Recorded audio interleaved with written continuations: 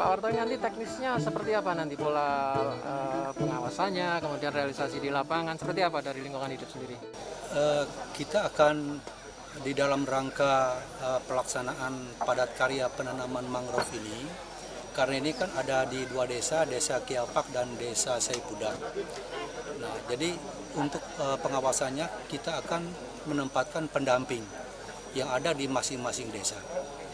Nah, karena dengan adanya pendamping ini, terus komunikasi dan juga pelaksanaan di lukus-lukus di mana tempat penanaman mangrove itu akan terawasi dengan baik. Ini juga dalam rangka kita mendukung pelaksanaan yang dilakukan oleh BPDSAL.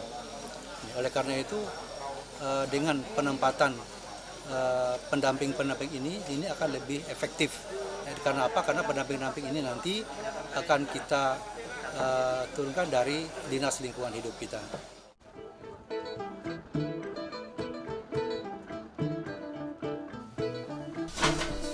Ya, sedikitnya 210 hektar lahan untuk 370 kelompok tani nelayan akan dilakukan penanaman pohon mangrove oleh petani yang berada di dua desa di wilayah Kecamatan Kahayan Kuala, yakni Desa Saipudak dan Desa Kiapak.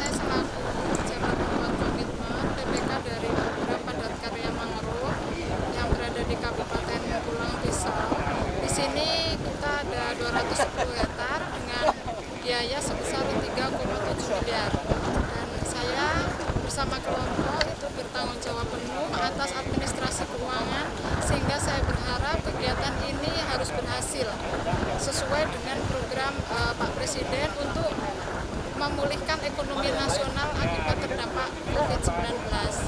Tahapannya seperti apa nanti pengucurannya, Bu?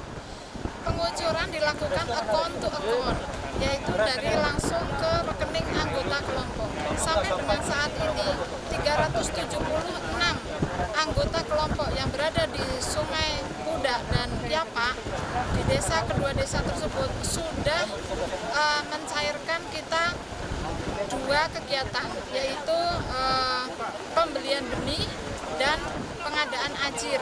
Kemudian nanti ada upah itu akan dikucurkan setelah penanaman selesai. Jadi ketika kelompok sudah selesai menanam, itu kita akan kucurkan upah secara bertahap. Ketika sudah menanam sekian hektar, kita bayar. Dan itu dilakukan account to account dengan rekening anggota kelompok.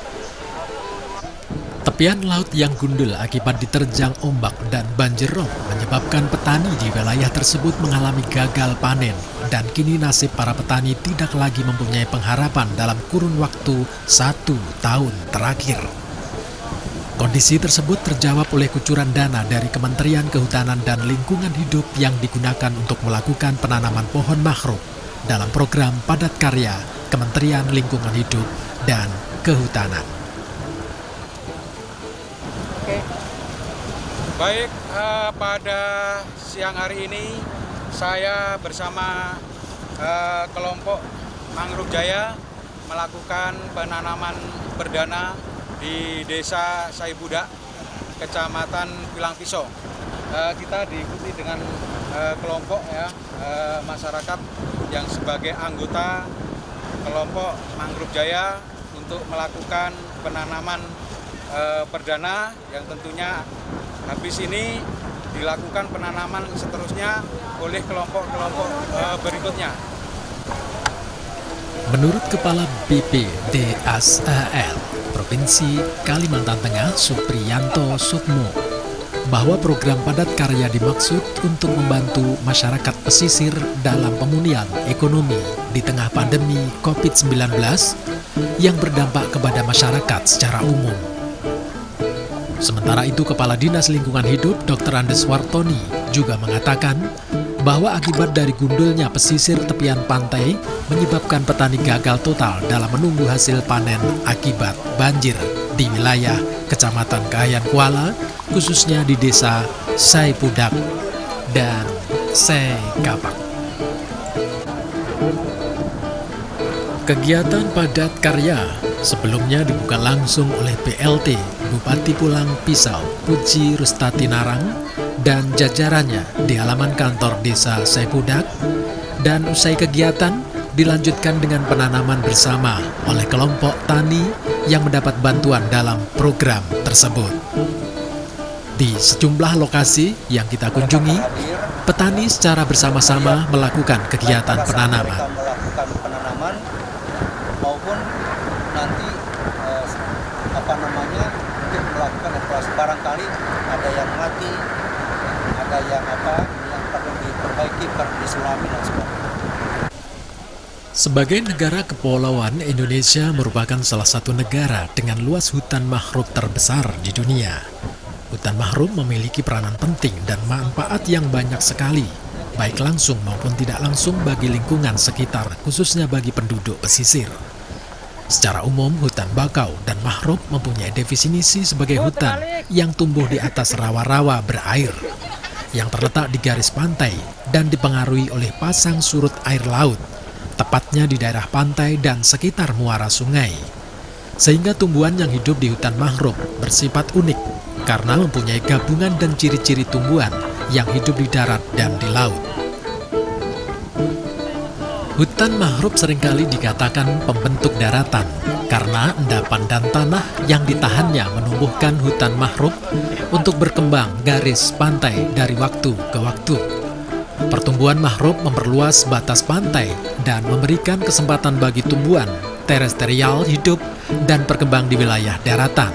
Sebagai contoh, bila vivipar yang terbawa air akan menetap di sasar dan di dangkal, dapat berkembang dan menjadi kumpulan mangrove di habitat yang baru.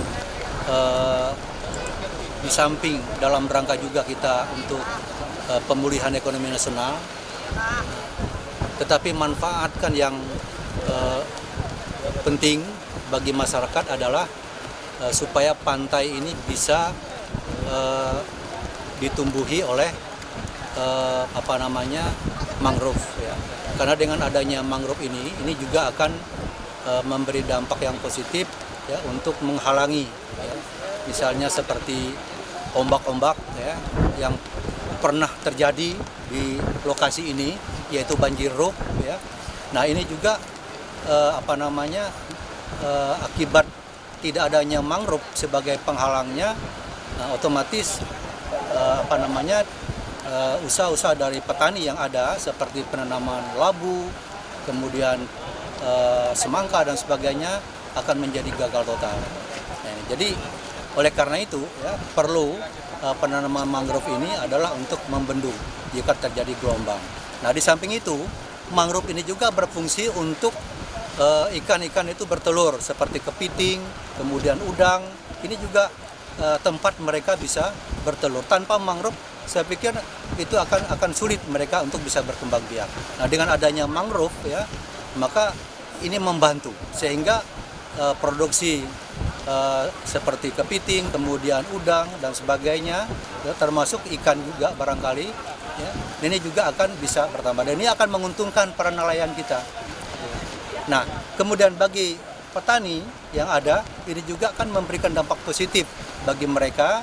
Nah, sehingga bisa mereka menanam kembali labu mereka, menanam semangka dan sebagainya tanpa dihantui oleh musibah gelombang atau banjirop ya, yang akan memusnahkan semua tanaman mereka. Nah, hutan mangrove di Indonesia kini tidak luput dari permasalahan lingkungan. Akibat pengelolaan yang buruk, ekosistem hutan mangrove di pesisir pantai terancam punah, sehingga akan mempercepat proses abrasi pantai.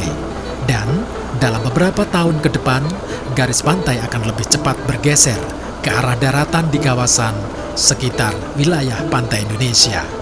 Selain itu, dengan diadakannya kegiatan penanaman mangrove akan memberikan kesadaran kepada masyarakat akan pentingnya menjaga ekosistem pantai, di antaranya vegetasi mangrove.